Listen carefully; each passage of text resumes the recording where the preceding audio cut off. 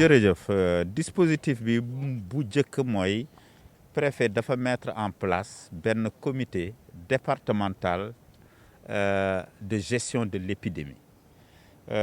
comité bi mu ko tegee nag mu laaj communes yi lan mooy seen soxla ci mbirum prévention mais it ñu xayma aussi nan la comité bi di war a fonctionner ci la commune 5 communes yi indi seen contribution maire de ville it indi contribution ak bien sûr fekk fa contribution niveau central maanaam ministère bi bi ñu jógee ci loolu ñëw ci sunu commune mettre en place benn comité de veille kooku nag liggéeyam du faj parce que il faut que ñu rappeler ni affaire coronavirus mbirum docteur la ci pàcc bu rëy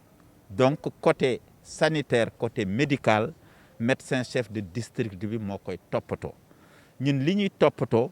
mooy nan la ñuy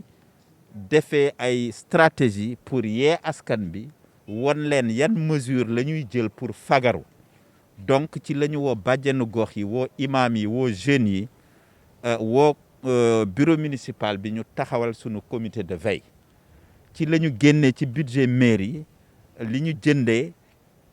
produit yoo xam ni day dimbale population bu néew doole nan la ñuy defee méthode barrière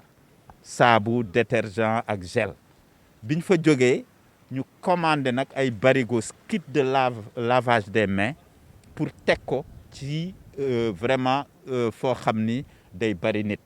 donc barigo yi sax gis ngeen ko vraiment dañ ko commandé ensuite commandé ay masques lu mat ci 3000 di ko distribuer population yi pour ñu am réflexe bi parce que loolu dañu bëgg su masque boobu sonne moom mu génne ci poche am jëndal boppam masque comme ni muy demee pharmacie jëndal boppam garab parce que nit ki mooy aar boppam surtout que cherul leneen li ñu ngi liggéey aussi ci ndigalu préfet di taxawal comité boo xam ni moom mooy saytu nan la ñuy distribuer ceeb diwlin bi suukar bi ak pâte alimentaire yi ci gox yi ak saabu bi donc loolu aussi taxawal nañ ko loolu suñu demee nag ba def distribution bi ba pare suñu gisee am na ay néew doole yu des wala ñi ko yeeyoo mairie bi génne ci budget jàppale ñooñu ba yàlla dimbale ñu génne ci feebar bi donc lii bi mu amee ba léegi am nañu soutien aussi médias yi surtout soutien rajo communautaire 104.6 di émettre fii à partir de Wakhinane di recevoir population yi ñuy làkk ci seen làkk yi muy wolof muy tukulóor muy joolaa muy séeréer muy ñominkal lépp ñu ngi ko ciy wax pour yee population bi te gis nañu it macha allah population bi aussi am nañ ci attention mais toujours day am ay petits problèmes yoo xam ni dépendrul ci mairie encore une fois parce que gestion bi dëgg la population bi ñun moo ñu soxal mais soxal na yeneen partie aussi maanaam muy police muy personnel de santé ku nekk mu ngi def liggéeyam gis ngeen ni fii ay alkaati ngeen fi gis ñuy assurer couvre-feu bi di ko defee nu mu rafete sans agresser les populations am na sax ay oto yu fi romb yenn heure passée mais dañ leen moraliser wax ak ñoom donc ñun on pense que on est en sécurité dëgg la nag dina am di nga dem yenn koñ yi nit ñi génn loolu nag ñun dañu wax ak délégué de quartier yi ne leen mënuñu teg alkaati à partout yéen su ngeen gisee seen quartier ay xale yuy doxantu ay taalibe yuy doxantu da nga leen war a wax nañu dellu ci seen kër yi ngeen wax ak seen papa yi wax ak seen yaay yi kooku aussi c'est des responsabilités parentales des responsabilités individuelles yoo xam ni nit ñi war nañ ko assumer pour jàppale état bi parce que l'état moom mooy responsable ñëpp mais mbirum feebar d'abord yow yaa jëkk war a am sa responsabilité parce que soo feebaree yow yaa dem ci sëriñ mu mocc la état du la yóbbu yow yaa dem ci pharmacie nga ne lan mooy faj mettitu bopp nga jënd su fekkee am nga 100 francs soo feebaree yow yaa dem poste de santé ou centre de santé donc loolu aussi bu ñu xaar que état dem jëndal ñëpp masque état soo gisee muy communes yi di distribuer masque c'est pour installer le réflexe de la protection mais véritablement loolu aussi ñu ngi si vraiment remercier parties prenantes yëpp maanaam bàjjenu gox yi ASC yi jàpp nañ si bu baax jeunes yi jàpp nañ si te aussi même daara yi bàyyi wuñu leen de côté parce que def nañu benn opération boo xam ne dañu dem ci daara yëpp déposer fa dispositif de lavage des mains te it ñu ngi ànd ak ministère de la famille recenser daara yëpp gis yenn marabu yi yoo xam ne tey ils sont prêts ci programme mu ministère de la famille pour que ñu delloo leen ñii ba Guinée-Bissau ñële ba Mali ñeneen ñi bëgg a dellu Fouta ñeneen ñi bëgg a dellu dans le sud ay Kolda et cetera liggéey boobu aussi def nañ ko ak suñu commission chargée des droits de l'enfant et de la petite enfance. non waxul ni dépistage bi reconnaître uñ ko encore une fois dafa ne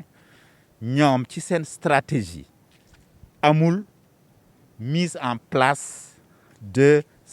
camp de dépistage parce que Sénégal amul moyen yooyu loolu la wax mais personnel de santé boo xam ni ils dépendent du ministère de la santé et de l'action sociale ils dépendent des districts sanitaires ou des régions médicales ou de certains laboratoires ñoom ñoo def dépistage boobu quand même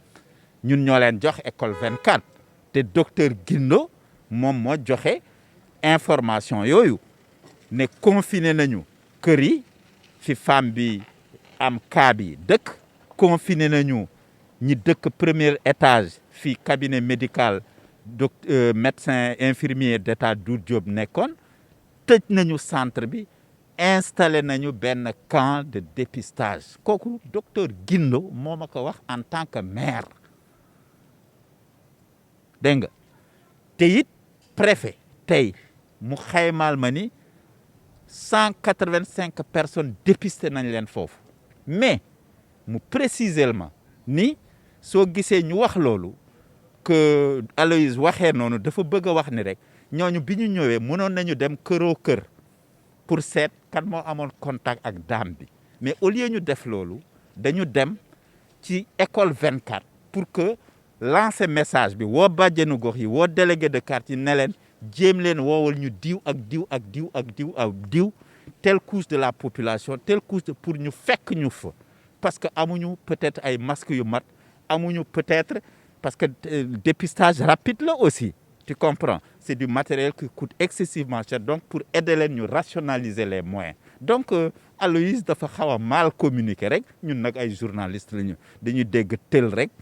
on amplifie sans avoir et je wax naa ak Aloïse man wax naa ak ministre de la santé wax naa ak préfet donc li may wax ni en tant qu'autorité municipale li ma wax lu leer la et c'est vérifiable ñun taxawaay buñ ko ci am suñ ko gisee dañ koy wax préfet wala sous-préfet parce que nag ñun